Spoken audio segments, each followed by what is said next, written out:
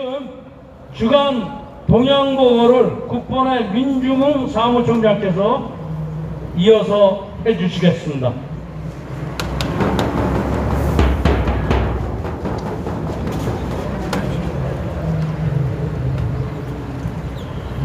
네, 반갑습니다. 저는 태극기혁명 국민운동본부 사무총장 민중흥입니다. 네, 조금 전에 지만은 박사님께서 올라오셨는데 지만은 박사님이 2023년 정확하게 1월 15일 날 이 일사부재의 원칙뿐만 아니라 더구나 이 5.18 세력으로부터 탄압을 받아서 그날 상당히 추운 날을 썼습니다. 1월 15일 날. 그때 구속이 되시고 그 다음에 이제 이번 1월 16일이네요. 그래서 이번에 1월 15일 날 출국을 하셨죠.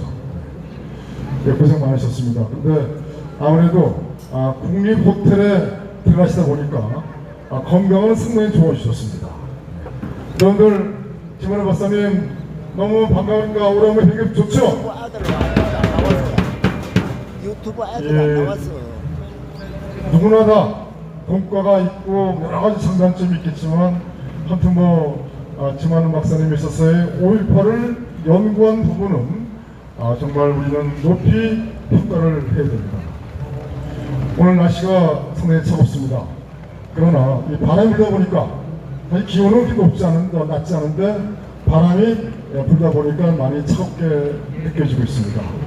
자, 먼저 지금 김재규가 재심을 청구했습니다. 즉 김재규의 유족들이 재심을 청구를 했고 서울고등법원이 재심을 받아들여서 이제 재심을 할 것 같습니다. 고문을 받았다는 등 이렇게 재심 사유를 받은 것 같은데 상식적으로 한 나라의 국가원수를 사살이죠. 진짜 박정희 대통령을 죽인 민족의 반역죄를 재심을 받아들인다는 것은 뭔가 타이밍이 절묘하지 않습니까? 대통령 탄핵뿐만 아니라 그리고 5.18 헌법수록 개헌, 그 다음에 이 많은 가두리 세력들이 북판을 벌이는 상황 속에서 이 김재규 재심을 받아들였다. 아까 지만은 박사께서 말씀하셨지만 5.18 세력, 선관위 세력, 그 다음에 민주당 세력, 이 세력들은 대한민국에서 암적인 존재고 이들은 반이적한 반대한민국 세력이고 그 다음에 대한민국에 있어서 절대 이 국가를 발전시키지 않는 세력들입니다. 더 정확히는 이들은 간첩 세력들입니다. 그래서 이번에 법원에서 재심을 받아들인 이 내용은 반드시 철회되어야 되고 그 다음에 김재규를 법원에서 어떤 결과가 나오든 간에 박정희 대통령을 시한 김재규를 만약 경우에 영웅화시킨다든지 더 나와서 이 재심을 받아서 무죄로 한다든지 이런 결과가 나온다고 한다면은 대한민국에서의 많은 분들은 분노를 금치 못할 것입니다. 그 모든 책임은 이재명과 더불어민주당, 그 다음에 문재인, 박지원, 대한민국을 적화시키는 공산 종북 세력들이 모두 책임을 져야 됩니다. 대한민국을 현재 주력펴락하고 있지만 대한민국을 모든 것을 다 장악을 한 것 같이 현재 위세를 떨치고 있지만 우리 보수 우익이 화가 나면 그때는 모든 것이 끝나는 겁니다. 여러분 그렇지 않습니까? 우리 자유보수 우익은 함부로 화를 내지 않습니다. 의연하게 그리고 거시적으로 한 발 한 발 나가면서 우리 자유체제를 수호하고 우리의 후손들이 이 땅에서 영원히 복되게 살 수 있는 그 살신성인으로 사는 것이 바로 자유대한민국 세력 여러분들입니다. 그래서 만에 하나 우리 자유대한민국 세력이 분노를 하게 되면 그때는 모든 것이 끝나는 것입니다. 자, 이번에 이 탈북어민 이 강제 북송의 그 주범들 정의용과 서훈에 대해서 징역 10개월의 선고유예를 내렸습니다. 집행유예도 아니고 선고유예. 졸업은 동색이고 가제는 개편이다. 결국 이러한 상황은 예상된 상황이죠. 자, 이번 대한민국 사법부 다 죽었습니다. 다 넘어갔습니다. 저희들은 예전부터 계속 말씀을 드렸어요. 윤석열 정부가 들어서기 전서부터 또 들어서서도 우리는 계속 이런 말씀을 드렸습니다. 윤석열은 바지다. 이 윤석열을 뒤에서 컨트롤하는 세력들이 따로 있다. 윤석열의 임무는 북한 살인독재 고려연방제를 어기한 5.18 내각제 개헌이다. 언제 급변 사태가 발생할지 모르니 우리는 준비해야 된다. 그러면서 제가 육군산학교 구국동지, 해군산학교 구국동지, 더 나가서 국군, 대한민국 국동제, 국군 국동제를 다 얘기했습니다. 준비하라 말이야. 대기하라. 대책을 세워야 된다. 컨트롤 타워를 세워야 된다. 라고 누차 말씀드렸습니다. 우리 여기에 나오신 우리 대한문 국군 태극기 동지 여러분들은 다 아실 것입니다. 여러분들 그렇지 않습니까? 그런데 윤석열 만세만 외치다가 이런 상황을 당했습니다. 너무 저도 안타까워요. 그래서 이번에 정의용과 서훈에 대한 이 선고유예는 시사하는 바가 큽니다.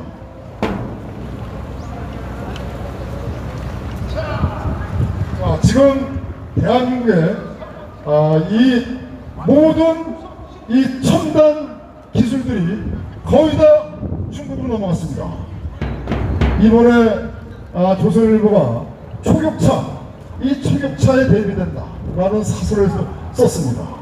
근데 이거는 오늘 내일의 문제가 아닙니다. 어제의 문제가 아닙니다. 이거는 예전부터 예견되는 상황이 있었습니다.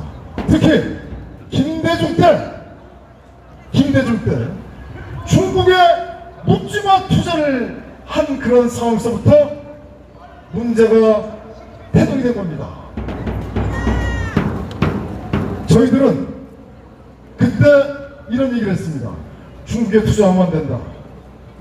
중국에 투자하면 결국 다 빼앗긴다. 결국 대한민국의 모든 알파라 같은 모든 기술 다 넘어간다. 저희들은 그렇게 이 조선일보 그 기사 댓글에다가 계속 쓰고 또 많이 알렸습니다. 그런데 당시에 김대중에 의해서 많은 우리 기업인들이 중국에다가 묻지마 투자를 했습니다. 저희 투자사, 저도 사업을 했었기 때문에 저희 투자사 회장님도 중국에 50억을 투자했습니다. 저는 그때 하시면 안 됩니다. 하시면 대학 빼앗깁니다. 그게 아니다 말이야. 중국은 그냥 이 인건비도 싸고 아주 다 모든 게 서비스가 좋단 말이야. 그래서 중국 가서 그 성장과 술 먹은 얘기를 하시더라고요. 그 성장이 50억 투자하니까 성장이 직접 나와서 덕들을 했습니다. 그리고 강박이 하면서 술 먹으면서 자 50억이 중국은행에 들어가자마자 바로 그 다음날 성장뿐만 아니라 공무원들은 나몰라 했습니다.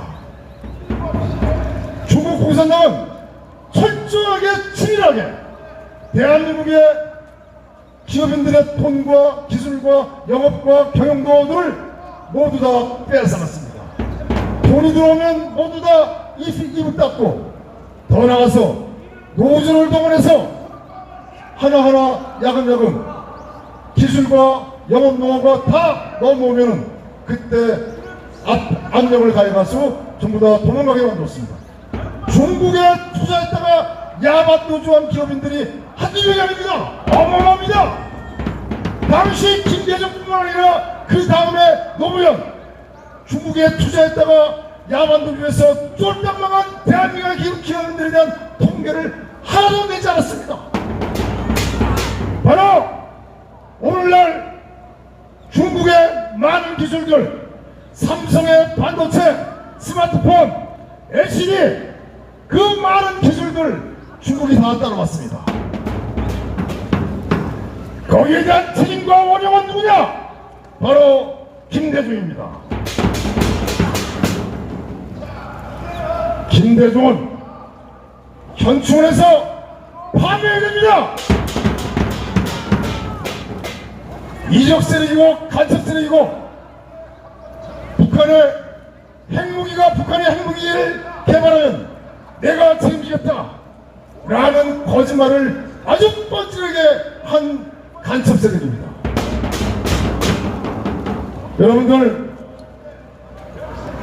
현충원에 가셔서 박정현, 이승만 대통령께 인사드리고 그 다음에 박정희 대통령께 인사드리러 갈 때 바로 오른쪽에 이 현충원에서 가장 명당 자리 바로 옆에 들어가 있는 것이 김대중입니다. 지나실 때 이런 말씀하세요. 김대중 파면해라! 파면해라! 파면해라! 파면해라! 야 김대중, 북한이 핵무기 개발하면 네가 책임진다 했잖아. 왜 책임지 않고 죽었어? 김대중 파면해라! 이렇게 외치십시오. 그거 지나가다가 그 김대중을 추종한 세력들이 떨거지들이 많이 있습니다. 말하세요. 당신들 뭐하는 거야? 북한 핵무기가 책임져야지. 만약의 경우에 김대중이가 북한 고난의 행군 때 300명 명이 죽을 때 김대중이가 북한에 돈을 주지 않았으면 벌써 돈이 됐습니다. 정말입니다. 김대중이가 산소업계를 떼어줬기 때문에 결국 오늘날 북한이 핵무기 개발하고 지금 대한민국을 호랑이 등에 올라타게 한 장본인이 바로 김대중입니다.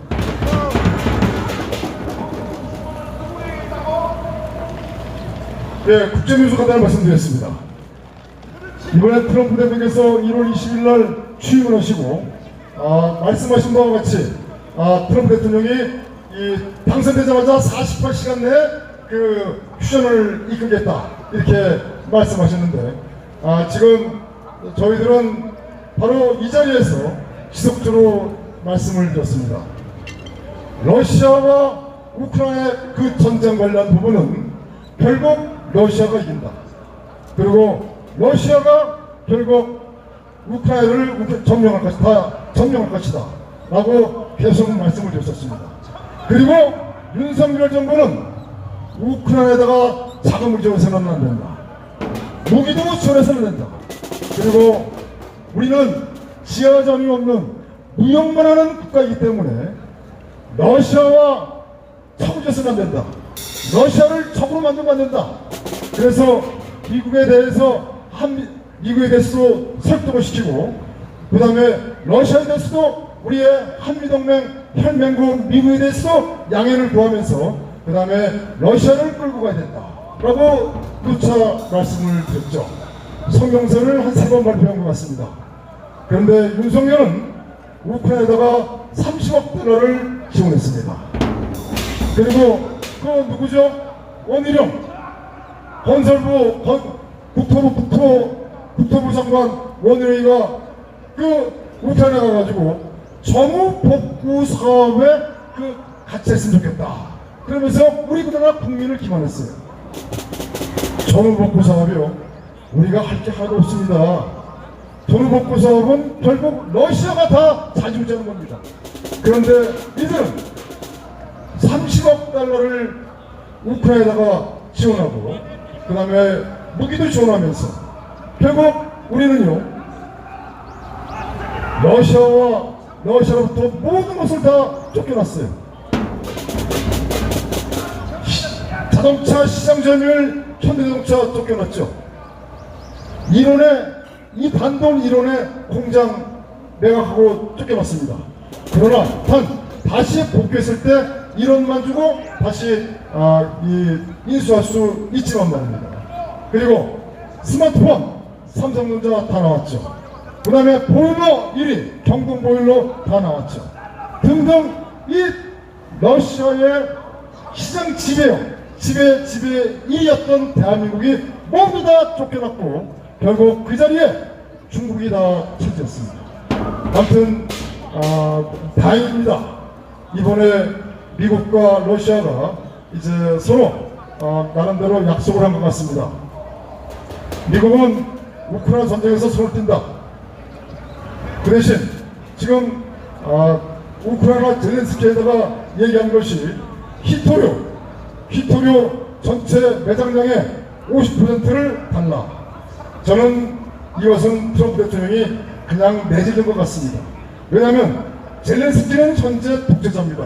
현재 임기가 끝났고요. 지금 혼자 계엄령으로 국가를 갖다가 좌지우지하고 있습니다. 많은 사람들이 죽었어요. 지금 정확한 통계는 아니지만 약 60만 명에서 70만 명이 죽었다고 한답니다. 우크라이나 군인들. 그리고 요 하나 말씀드리겠지만 러시아는 아주 이 전쟁에 있어서요 치밀하게 이 전쟁을 이끌어왔습니다. 절대 성급하게 전쟁을 하지 않고 아주 다 진지를 만들어 놓고 다 들어오게끔 공격하게끔 이러면서 전부 다 우크라이나 군인들을 다 죽인 겁니다. 그래서 그 병력을 다 숫자를 줄였고 거기에 이제 용병들 영국, 프랑스 여러 용병들도 다 들어온 걸 다 죽였습니다.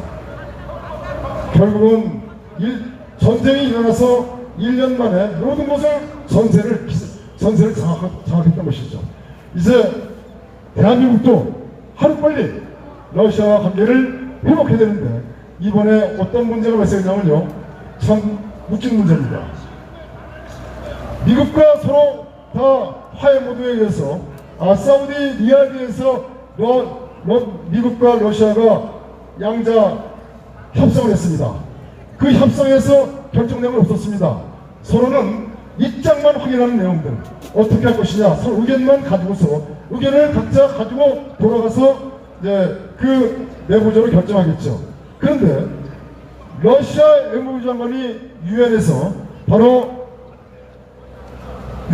유엔에서 말입니다. 우리 대한민국의 차석대사 유엔 차대사가 완전히 러시아를 비판합니다. 어마어마하게 비판합니다. 트럼프 대통령이 그렇게 화해 제스처를 취했는데도 불구하고 러시아를 비판해요. 정말 말이 안 되는 논리죠. 안타깝습니다.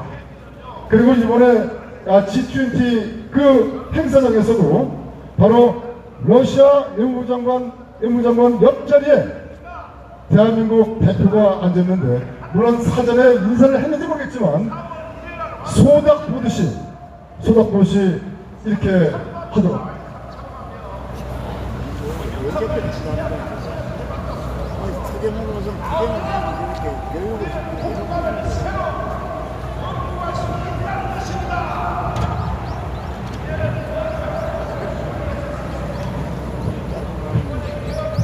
네, 지금 헌법재판소는 대한민국의 헌법재판소가 아니라 북한의 이 평양 그 무슨 인민재판소 같습니다. 여러분 그렇지 않습니까? 아니 어떻게 그 재판이라는 것은 공정과 형평성을 가져가야 됩니다. 더구나 국가 원수를 탄핵시키는 그 과정에 있어서 너무나도 허술하고 그 다음에 정해진 스케줄에 따라서 쫓기듯이 재판을 하고 있습니다. 그리고 더구나 그 여러 명의 재판관들 아주 심각한 사격을 가지고 있죠. 문제가 보통 문제가 있는 것이 아닙니다. 그래서 이 헌법재판소는 해체됩니다. 헌법재판소 해체하라! 헌법재판소 해체하라! 헌법재판소의 신북 종중 헌법재판관 물러가라! 물러가라! 물러가라! 헌법재판소는 해체돼야 됩니다. 그리고 그 헌법재판소의 불구스름한 재판관들은 하루빨리 정리가 돼야 됩니다.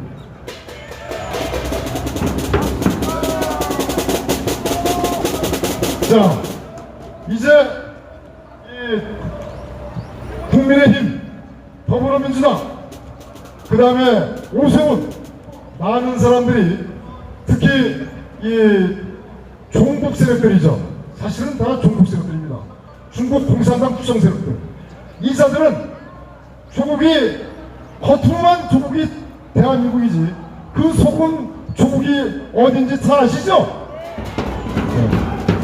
이 세력들은 대통령이 탄핵 소추를 당하기 전서부터 그리고 탄핵 소추를 당했다 하더라도 헌법 84조에서 내부위원회 제2에는 탄핵을 당하지 않는다는 바로 헌법에 명랑화 되어 있는데도 불구하고 바로 국민의힘의 권성동은 더불어민주당 이재명을 찾아가 개헌을 하자고 제의를 합니다. 그 다음에 국회의원 출신들이 모인 헌정회, 그 헌정회가 대선을 띄웁니다. 아니 개헌을 띄웁니다. 개헌을. 그리고 많은 사람들이 개헌을 얘기하고 이제는 말입니다.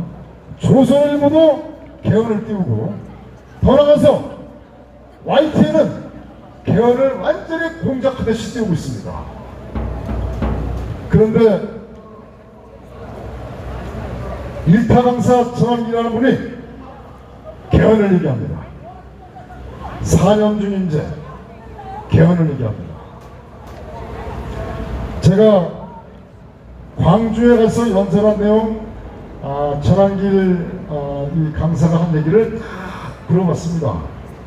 상당히 계몽령 1, 계몽령 2, 계몽령 3, 계몽령 4 이런 식으로 하면서 연설을 하시는데 좋은 내용 아주 훌륭합니다. 근데 문제점 몇 가지만 말씀을 드릴게요. 여러분들 대한민국은 이 빙산을 봤을 때 수면 위에 올라 있는 이 빙산만 가지고서 판단하면 안 됩니다. 그 수면 밑에 있는 빙산이 어마어마하게 큽니다. 마찬가지로 대한민국에서 언론이 얘기하는 것만 가지고서 쫓아가면 안 됩니다. 즉 대한민국은 북한 고령범죄로 가기 위한 치밀한 기만 심리전이 전개되고 있습니다. 이게 심리전인지 아닌지는 이렇게 말씀드리면 건방진 말씀인지 모르겠지만 대한민국의 역사죠. 대한민국 역사, 고려, 조선, 신라 역사가 아니라 대한민국 역사, 대한민국 건국 전후, 그 다음에 6.25, 그 다음에 그 이후의 정당사, 이 모든 것을 알아야만이 판단할 수가 있을 것 같습니다. 그 심리전이 전개되고 있는데 아주 최근의 상황만 우리가 놓고 보더라도 최근의 상황, 박근혜 대통령 탄핵과 그 다음에 그 이후에 벌어진 상황들 그만 놓고 보더라도 야 이거 상당한 심리전을 누가 하는 거지? 조중동이 어느 때는 무진장 그러니까 박근혜 대통령 그 탄핵을 선동했지 않습니까? 그러나 또 갑자기 입장을 표명해가지고 바로 또 보수파인 양 이 기사를 쓰고, 그 다음에 이번에 대통령 탄핵 선동 내란이라고 선동을 하면서 기사를 내보내다가 또 지금은 우리 보수파 자유파 국민들의 입맞게끔 기사를 쓰고 있습니다. 또 요새 대통령을 또 얘기하고 있고. 자, 하나서부터 10가지가 있습니다. 그런데 하나서부터 8개나 9개는 진실을 얘기합니다. 근데 하나나 2개를 거짓을 얘기해요. 즉 자기들이 가고자 하는 방향, 그 주제를 얘기합니다. 그러면 모르는 사람들은 다 섞고 있으니까 그냥 하나서부터 8가지나 9가지가 진실이니까 아니 10가지조차도 다 진실인 양 연호합니다. 그 한 가지가 뭐냐면은 헌법재판소를 규탄하고 이재명을 규탄하고 더불어민주당을 규탄하고 다 좋습니다. 부정선거 얘기가 다 엄청 훌륭합니다. 그런데 영국이 200년 걸려서 민주화를 이뤘다. 그러나 대한민국은 김대중에 의해서 40년 만에 민주화를 이뤘다. 여러분들 동의하십니까? 동의하십니까?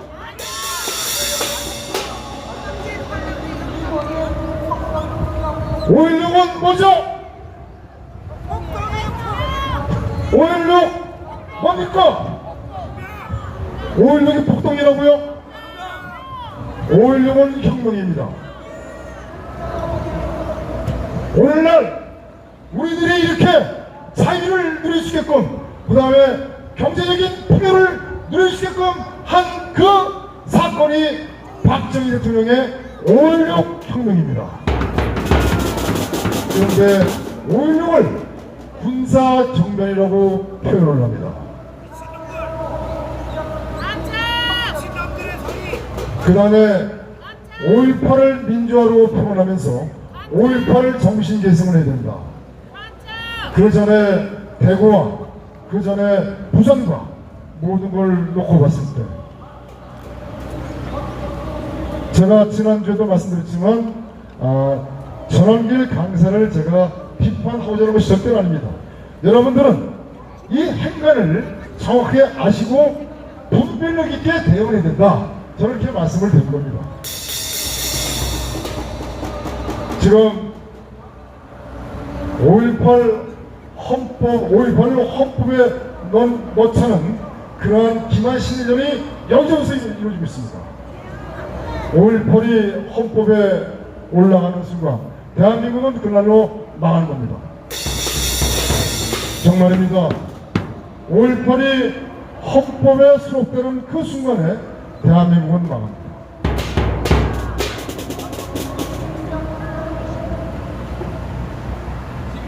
그래서 이번에 이 개헌을 이들은 계속 애드벌을 띄우죠.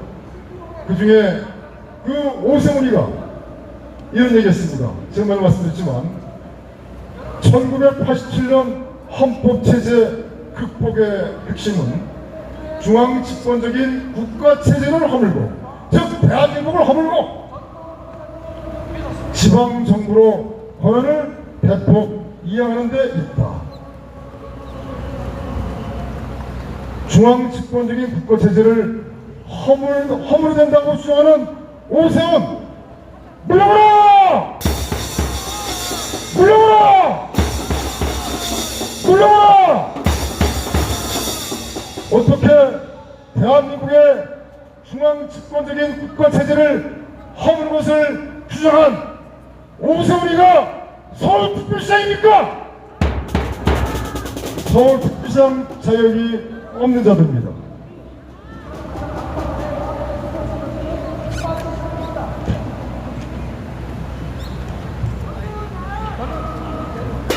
네, 마지막 정리하겠습니다. 현재 대한민국을 바로 세울 수 있는 방안은 우리 자유대한민국 세력이 똘똘 뭉친 수밖에 없습니다. 그리고 이 나라를 구할 수 있는 길은 이 똘똘 뭉쳐서 우리 산업과 산업화 세대뿐만 아니라 50대, 60대, 70대가 우리가 희생을 해야 됩니다. 이 희생 없이는 이 나라를 구하지 못합니다. 존경하는 자유대한민국 태극기국민 여러분, 종북 친중 세력이 도청장치가 있다는 등의 명분으로 청와대를 공언하시겠습니다. 그러나 우리 자유대한민국 세력은 청와대를 복원하고 재건해야 합니다. 청와대를 왜 재건하고 복원해야 합니까? 청와대가 갖는 의미는 무엇입니까? 청와대는 자유민주주의, 이승만 대통령, 박정희 대통령, 전두환 대통령, 한강이죠. 세계 10대 경제대국, 수출, 새마을운동, 북업강병, 국군, 무역수출 진흥 확대의 5.16혁명, 자주국방, 무기국산화, 미사일 개발, 국군현대화, 경부고속도로, 서울지하철, 중화공업, 포항종합제철, 울산 소유업단지, 산림녹화, 식량 작업자족, 한강다리, 현대자동차, 88 서울올림픽, 올란파병, 소독광부, 소독간호사, 중성건설 및 파괴근로자, 5.1달러, 전전자 교환기, 전화기 보급, 이동통신, 컬러TV 보급 등이 떠올 것입니다. 이에도 수도 없습니다.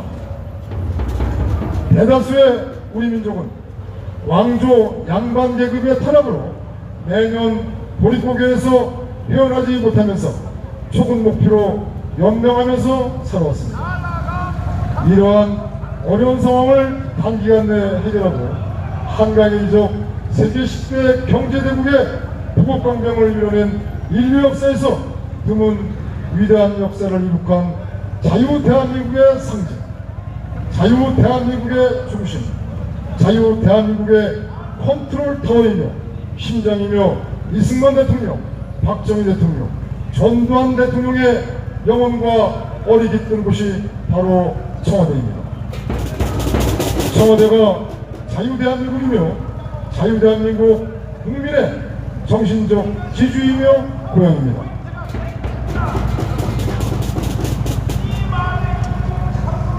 청와대 재건 및 복원은 종북 친중 세력에 의하여 무너지고 망가진 대한민국을 바로 세우는 길입니다. 그러면 대한민국은 우리에게 그 의미는 무엇입니까? 그리고 대한민국은 우리에게 어떤 존재입니까? 대한민국은 바로 여러분의 삶의 터전이며 여러분의 선조의 어리 손에 있고 여러분의 꿈과 희망, 미래가 있는 곳이며 우리들의 자손들이 영원히 복되고 자유롭게 살아야 할 곳입니다. 그 삶의 터전은 누가 만들었습니까? 그 삶의 터전은 이승만 대통령, 박정희 대통령, 전두환 대통령이 만드신 터전이며 중견근로자, 소속 파견간부, 소속 변호사분들의 헌신과 노력으로 만든 터전입니다. 삼성 이병철 회장, 현대 정주회장 등 수많은 애국 기업인들이 만든 터전입니다.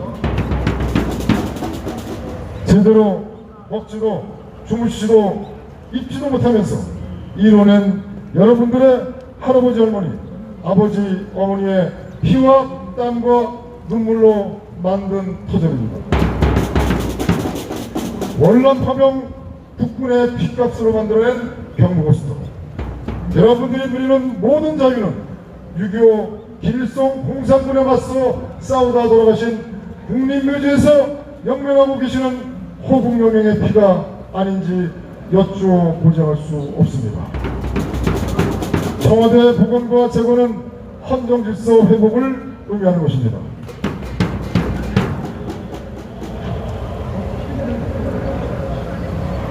자유대한민국 헌정질서 회복은 아무 죄 없이 사기 탄핵을 당하신 박근혜 대통령께서 자녀임기 1년 3개월을 마치시는 것입니다. 이것이 진정으로 자유대한민국을 바로 세우는 것이고 진정으로 자유민주주의 체제를 확립하는 것이며 진정으로 자유대한민국의 헌정 질서를 회복하는 것입니다. 감사합니다. 고맙습니다.